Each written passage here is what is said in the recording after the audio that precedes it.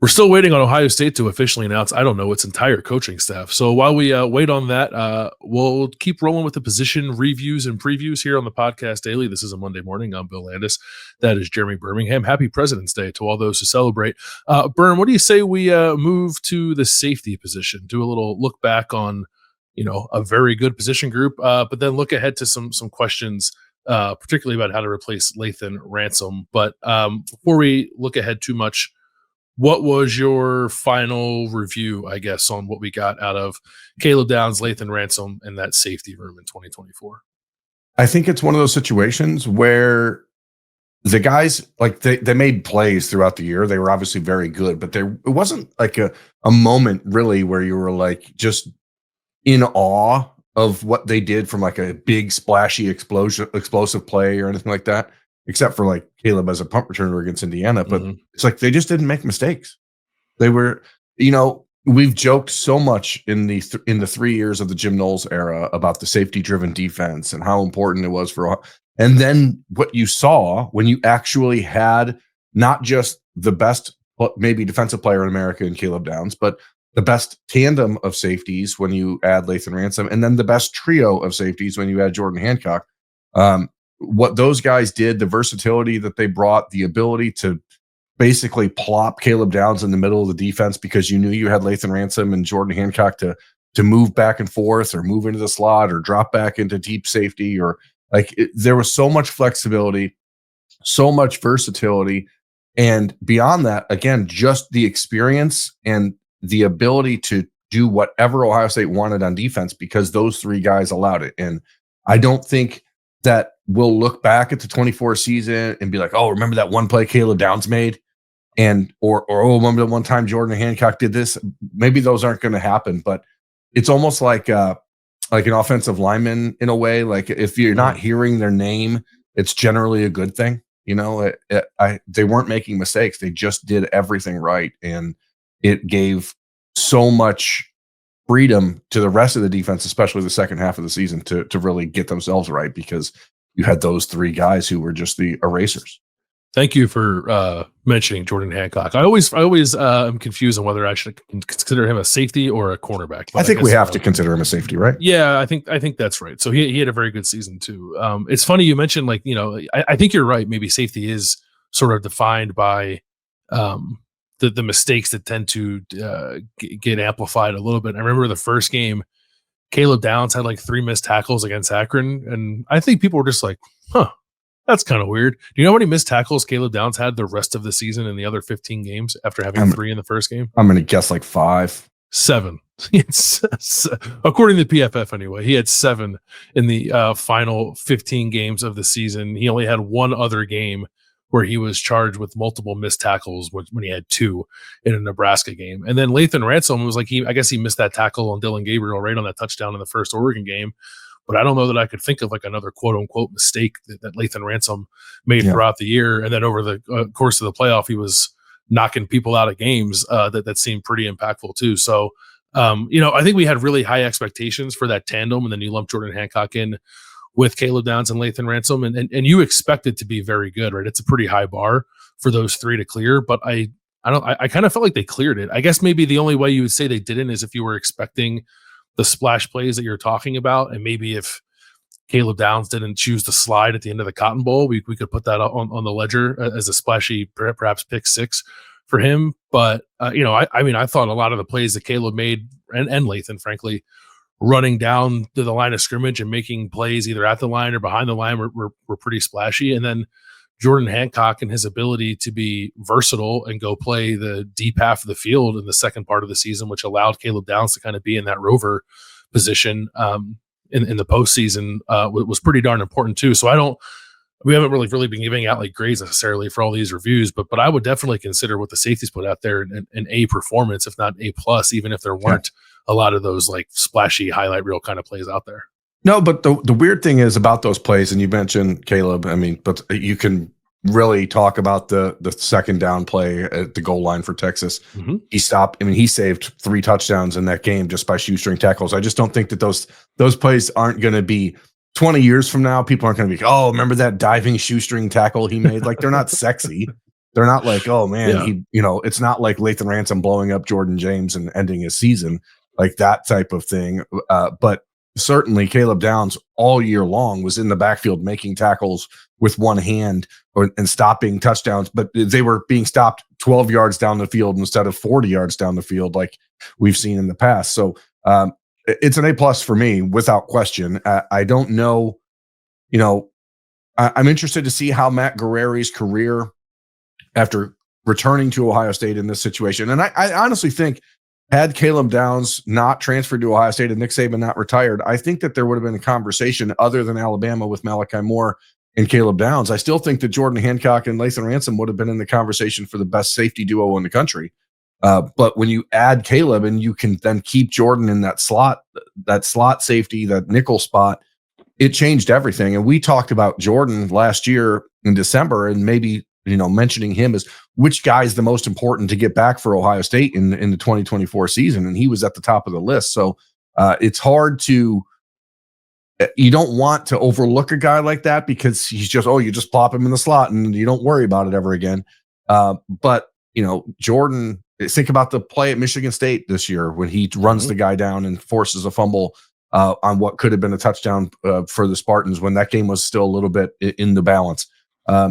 Each of those guys made their plays. Jordan had the big interception against Nebraska to seal that one. Like there's moments, but in a season that ended up being defined by a couple of really huge plays like Jack's scoop and score and Travion's 70-yard touchdowns, and the deluge that happened in the first half of the Rose Bowl, I think a lot of those, like, oh, that was a really important little play he made, have been lost and won't be talked about as much. But the body of work by those three, and more importantly, what they provide for the future, especially with Caleb getting having another year, I think is really, really valuable for Ohio State. Yeah, well, you're describing a lot of playmaking there now that Ohio State's going to have to replace. Obviously, Caleb Downs is back. He's an All-American. We expect him to be, not to brush over it, we expect him to be the best safety in the country. I'm not entirely sure what else there is more to say about Caleb Downs other than he's an incredibly special football player, and it's pretty cool that we get to watch him play at Ohio State for one more season before he goes off and becomes a top 10 pick in the NFL draft. But they need to replace Lathan Ransom. They need to replace Jordan Hancock. And I guess it makes sense to kind of split those two positions up and attack them each individually. Early guesses or early vibes, I guess, on how you think replacing Lathan Ransom will go. Obviously, Jalen McClain, I think, played the third most safety snaps, at least out of those two kind of deep safeties this past season. And I think people are really excited about him as a true freshman. But you still have Malik Hartford there. You have Leroy Roker there. You have a couple of incoming freshmen as well. How do you think that's going to go? I don't know. Let me just be frank, because I think the biggest thing is, and we talked about this a little bit last week, I wonder if the bigger part of the discussion is what happens to Caleb Downs' role this year, because is it different than it was this past season because you no longer have the quote unquote safety net of Jordan Hancock and Lathan Ransom? Do you see a world where Caleb Downs is now much more of a deep safety and an overall center fielder as opposed to a guy that's in the box and forcing the defense or forcing offenses to worry about him in the middle? Or does he become the last line of defense like a safety's supposed to be? I think that there's a conversation to be had about if Davis Igbinosun has the ability to move inside, which again, we talked about on, I think, Thursday's show. Does he have the ability to move inside and take over that spot that Jordan Hancock had? Would that be beneficial for him if Devin Sanchez or Bryce West or Aaron Scott is able to really emerge and be a surefire lockdown outside corner opposite Jermaine Matthews? The question is, with Leroy Roker, where is he at? We didn't really hear his name much. He didn't play much. He had some special teams reps. You lose Jaden Bonsu, who I think is the physical guy that you looked at and thought he was a natural replacement for Lathan Ransom because of just the style of play, but he transfers out. Is Malik Hartford the right guy for that spot? I think so, because he's the enforcer. I think if you're looking for a like replacement that's on the roster, it's probably Malik Hartford to replace Lathan Ransom. And then you can maybe check out Jalen McClain and his versatility, his sideline to sideline stuff. Can he be that slot guy? Otherwise, I don't know if he got the size to really do what they wanted done in that spot where I think Igbinosun does. So I think it's an interesting set of circumstances for McArary and Tim Walton and Matt Patricia to figure out. Yeah, so I've been like watching some more of the stuff that Patricia has talked about recently, especially that podcast he did with Joy Edelman, and it did, I guess, like get my attention a little bit. The way that he was talking about at some point during his Patriots tenure, they got Patrick Chung, like kind of like play like a big nickel role. And Patrick Chung, I think, was like 215 pounds. Caleb Downs is like 205, 210. Yeah. And I think a little taller than Patrick Chung was. And I just like, as he was talking about what that position allowed them to do, I was like, well, that sounds like Caleb Downs. And I think you want Caleb Downs probably as close to the ball as possible. Like I don't, and I think we saw, and Ohio State landed on that clearly in the second half of the season. You just didn't see Caleb Downs playing deep a lot because you don't want to give the offense opportunities to scheme things like away from Caleb Downs. You want him in the middle of the action or down close to the line where kind of no matter what you call run or pass, he's going to be around the ball. So it's a good point by you to make, like maybe, the loss of Jordan Hancock and the opportunity to move some pieces around. Maybe that does lead to Caleb Downs playing a little bit more of that nickel safety role. I think he can handle it. I think he could play corner if Ohio State wanted him to, and he could probably play receiver and running back too if Ohio State wanted him to. He's that good of a player. But I guess like that flexibility, because I think like Igbinosun could play inside, as you mentioned, like they could get pretty multiple. I think there's a point where you do that too much, and you want guys solidified in roles and comfortable in their responsibilities. It is still college football; it's not the NFL. But Caleb Downs is an NFL player, so maybe he can handle that. But I don't know. Like I guess like I initially I was just like, well, Caleb Downs is going to play where he played. Jalen McClain or Malik Hartford's going to play Lathan Ransom spot, and like Lorenzo Styles Jr. will probably play Jordan Hancock spot. And now I'm like rethinking it. Well, maybe it can be Caleb Downs playing Jordan Hancock spot, and maybe you have Malik Hartford and Jalen McClain playing the two deep safety spots, and then Igbinosun and Matthews are still on the outside, and Lorenzo Styles is still more of like that dime package, like sub package kind of player. They can go a lot of different ways with it. I don't know. I guess the thing that could complicate that is the uncertainty of what exactly spring ball is going to look like. Like normally, like, oh, we got 15 practices, we'll strap it up and try some weird stuff and see what comes out of it after the 15. But I don't even know how many. I don't know how much football they're going to be actually playing in the spring. We have to wait and see what that looks like. But having that chess piece in Caleb Downs, and then I guess relative inexperience around him, but not hurting, I think, for any kind of versatility or upside in that secondary room either. Does feel like it gives you a lot of possibilities. And clearly, Ohio State trusted Lorenzo Styles towards the end of the season. He played a lot more in the playoff than he did throughout the regular season. He was on the field pretty regularly at the end, especially when they'd go dime or whatever. But I don't know if he's got the requisite physical length to do what they wanted. Or see, that's the thing. Like, was Jordan Hancock just a unicorn, and we didn't give him enough credit for being so different? Maybe. Or is that what they're looking for? Because normally we don't see 6'2" slot corners, slot safeties who are that fast and that physical. So Jordan is sort of different.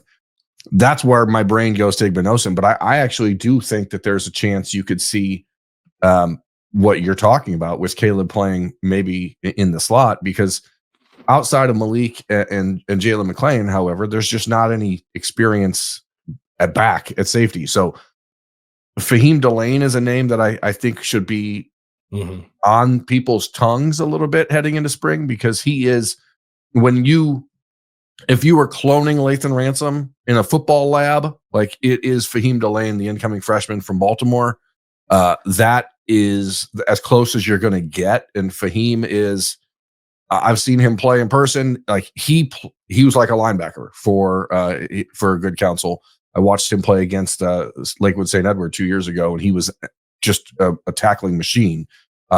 Very, very similar to Lathan Ransom in that way. So I don't know. It's probably not fair to expect that out of him as a true freshman, as a first-year player. But as far as what his physical talents can do, like he's the closest replacement, I think, because Malik Hartford is still a little bit skinnier. He's a headhunter, and we know that about him. He's a aggressive tackler. I worry about Malik in the way that, like, well, who's going to play behind him when he hurts himself by knocking someone out? So, like, that's where, like, that's where depth, I think, becomes a concern. I think if it's just you have these three guys and you could turn injuries off like you do on NCAA 25, then that's fine. But the problem is behind him. Deshaun Stewart, another incoming freshman, highly regarded by the Ohio State staff, not quite as high in the national rankings. Long athletic, played corner this past year in high school as a senior. And then Cody Haddad, the other incoming freshman, Cleveland St. Ignatius, he's a slot guy. He's like a 5'11", 185-pound, really freaky athletic, almost like I'm not going to say like a Cooper DeJean type of athlete, but like he's that style of safety / corner, but he's a year or two away from being able to contribute at Ohio State. So, like, if there's a position where I think I would want to see Ohio State still get aggressive and maybe pursuing a transfer, it's probably at safety, because really? I think if you could find like experienced talent there to plug and play next to Caleb, I think it's worth the risk of what you do with the rest of the roster. Yeah, I think I'd probably be okay either way. Like, I understand the Dylan Thieneman interest, because Dylan Thieneman was the best safety in the portal, so that's just like a best player available. You take that phone call and see what happens, kind of thing. I don't know otherwise. If I feel like I just kind of feel like it'd have to be a really special player. Yeah, not just any. Yeah, I guess that's a fair point. If it's if somebody of that ilk jumps, if Xavier Wampa, who I know has been not always as productive as Iowa fans thought he would be, if Xavier Wampa said, "Hey, I'm ready to go play where I really wanted to play coming out of high school at Ohio State," then maybe I could see him in that Lathan Ransom role too. He's that same type of player, but I don't know that guy's out there. So it does change just the dynamic of the room, because I don't know, as Jalen McClain was really impressive and surprised a lot of people, but is he ready to be that guy full time? I mean, is Malik Hartford? These are huge questions for a team that's still going to be a safety driven defense. Right. And I think I and maybe you and a lot of other people sort of had their hearts broken by the Kai Stokes initial pop that didn't really turn into anything. So that's a cautionary tale, I guess, when trying to figure out just how ready a young safety might be. But I'm excited about McClain. I'm excited about Hartford. I did ask Matt Guerreri at Rose Bowl Media Day a little bit about Leroy Roker, and I apologize. I can't remember exactly what he said, but I remember like his expression was like his eyes like kind of lit up. It was like this kid's starting to figure it out a little bit. And I think Roker's got, just like watch his high school tape, he's got a lot of instincts, I think. I will always be intrigued by the fact that it was like Iowa was like kind of the team was like, this guy can play at this level. And then Ohio State was like, no, we'll take him. Because Iowa's got a really good eye for those kind of things. You mentioned Cooper DeJean, just sort of like the more under the radar kind of safety. So I think Roker could be someone who's in that competition. There's one other guy here who frankly, like I don't have much of a read on. I haven't really asked about him. I'm wondering if you do. It's Miles Lockhart, who was recruited, I think, with the idea that he was going to play that nickel position someday. And was at the very least sort of, I guess, behind Lorenzo Styles as maybe the third or fourth option there this past season. Do you think he has an opportunity to step up and make a run at that open spot this offseason? I think he's a little twitchier than maybe Lorenzo is. He's, a second-year player from Arizona. He is a really great team guy. Everyone loves him. I think that there's an opportunity for him to get reps. I keep going back to the body type. Like, I know when you recruit a guy like that, you say to yourself, okay, he's a slot, but then you see what the slot looks like with Jordan Hancock in it, and then you go, oh, maybe this is what we need. And maybe it's worth tinkering with other guys, even Aaron Scott, like Aaron being that longer guy. If Davison has to stay on the outside, maybe Aaron can move inside. When Aaron was being recruited, the conversation was, is Jordan Hancock coming back or is he leaving? Because I'm not going to Ohio State if Jordan's coming back. And then Jordan's coming back. And then it's like, oh, maybe I can see a path where I can follow that sort of road. That versatility, the ability to play inside and out is valuable. And so I think for Ohio State, if I was Tim Walton and Matt Guerreri and Matt Patricia, I would say open tryouts. Who wants to be this guy? Who wants to be this guy? Like, you have a year. The ability to play guard for a year didn't slow down Paris Johnson's development at the premier position when he eventually started playing tackle. So if you're Aaron Scott and you see Davison Igbinosun and Jermaine Matthews and Devin Sanchez now on the outside, and you see a wide open spot there in the slot, don't you say, hey, I'm willing to give that a shot? Like, doesn't hurt my long-term development, because next year Jermaine and Davison will likely be gone. And so there's the spot open. I just think that a guy like Miles has the ability to compete for it, but I fixate on the physical tools. I fixate on the length. I fixate on just those things that I'm like, man, that makes a difference when you're trying to defend tight ends and slot receivers. So to go back to Roker, when he was recruited, the people in Columbus at Ohio State were calling him like a poor man's Malik Hooker, like as far as athletically. So I don't think he should be completely overlooked, but I don't know if he's ready to take that step yet, because he really was never.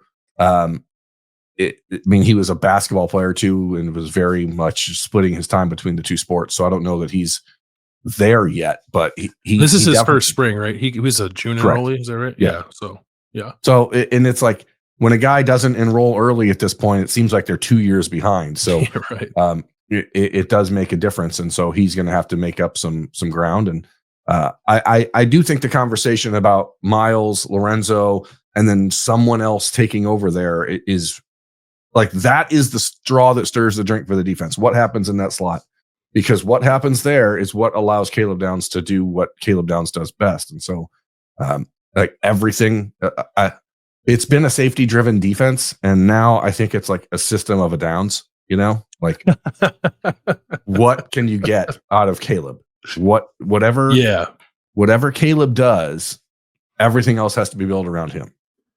And I think that's probably the approach that Matt Patricia and Tim Walton and McCrary will take. It's going to be a really interesting spring for the safeties. We did leak a little bit into some corner talk, but we'll have a more robust conversation about that position group specifically down the road as we get closer to spring practice, which is about a month away, or I guess exactly a month away at this point. What's the plan this week, Berm, for Roosters? Is it going to be on Tuesday? Roosters is on Tuesday. Austin is on his way back from Disneyland on Monday, so we're going to do Roosters on Tuesday. However, we're not going to be at Henderson Road. They're opening a new location in Gahanna, and we are going to be out there breaking in that restaurant. So I don't know if it's open to the public yet, but I think that will actually be day one of being open.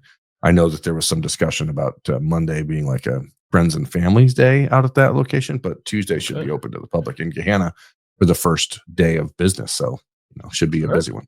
We'll show up and hopefully you can get in there. And by the way, also, if you haven't watched it, go back to Friday and watch the sit down that Berm and Austin had with Ryan Day for an hour talking about the 2024 season. It was really, really enlightening and kind of a laid back, cut and loose version of Ryan Day that I don't think people get to see all that often. We're looking forward to doing more of those. We're going to be trying to run through the players and coaches that were really instrumental, and hopefully people liked the day. I'm telling you, it was wild. Like I wish we could have gone back and fix like the last 25 minutes, something in his demeanor changed and he got like really relaxed and comfortable. And, I wish we could have, it's almost like if you watch like Joe Rogan or one of those guys, they're just like talking and then all of a sudden they just start recording and no one knows when. I wish we could have done that, but it was a really good conversation. And we'll see how the rest of the series goes. But that 24 ever is live, and we're looking forward to doing more. Yeah, looking forward to seeing it. All right, that will wrap up this edition of the Podcast Daily for a Monday. As Ohio State is finalizing its coaching staff and spring ball gets that much closer. We will talk to you guys tomorrow. Until then, that's Berm on Bill. Thanks for watching.